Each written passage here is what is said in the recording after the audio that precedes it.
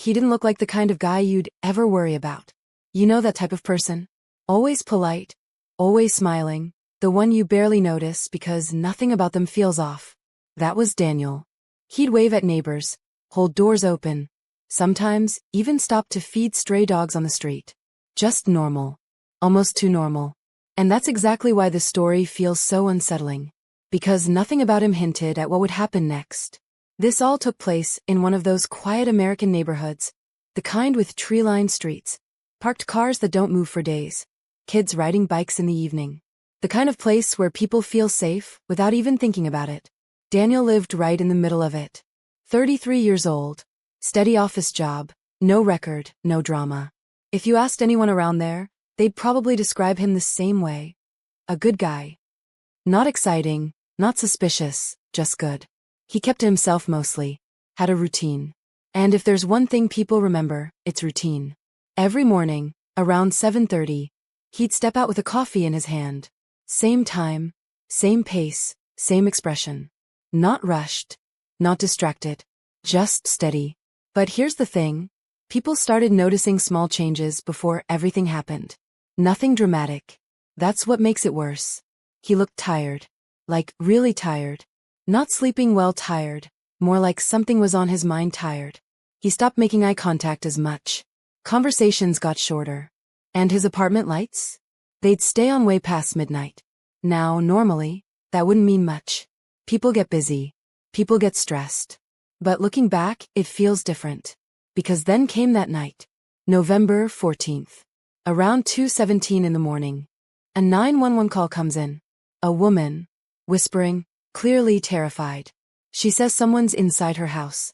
And you can actually imagine that moment, right? That kind of fear where you're trying not to even breathe too loudly. Police get there fast. Within minutes. And what they walk into is a mess. Broken window. Furniture knocked over. Signs that something definitely happened there. But the person responsible? Gone. At first, it just seems like a random break-in. The kind of thing that, as scary as it is, still feels explainable. Until a neighbor speaks up. He tells police he saw someone leaving the house. Not running. Not panicking. Just walking. Calmly. And I don't know about you, but that detail alone already feels wrong. Like something doesn't add up. So police check nearby cameras. And that's when everything flips. Because the person in the footage is Daniel. Yay. The same Daniel everyone thought they knew. When they bring him in, you'd expect panic, right? Denial, excuses, something. But no. He's just confused. He admits he was there. And then he says something that honestly makes the whole situation even stranger. I don't remember what happened. Now obviously, that sounds like a lie at first. It's the kind of thing people say when they're trying to get out of trouble. But here's where it gets complicated. The more investigators look into his life, the more they start seeing a pattern. He'd been under serious stress. Long hours at work. Barely sleeping. No real social connection. Just going through the motions, day after day. And experts later suggested something that's honestly a little disturbing to think about. That he may have had a dissociative episode. Basically, a moment where your mind disconnects from reality. Where you're still moving, still acting, but not fully aware of what you're doing. And if that's true, then what happened that night wasn't planned.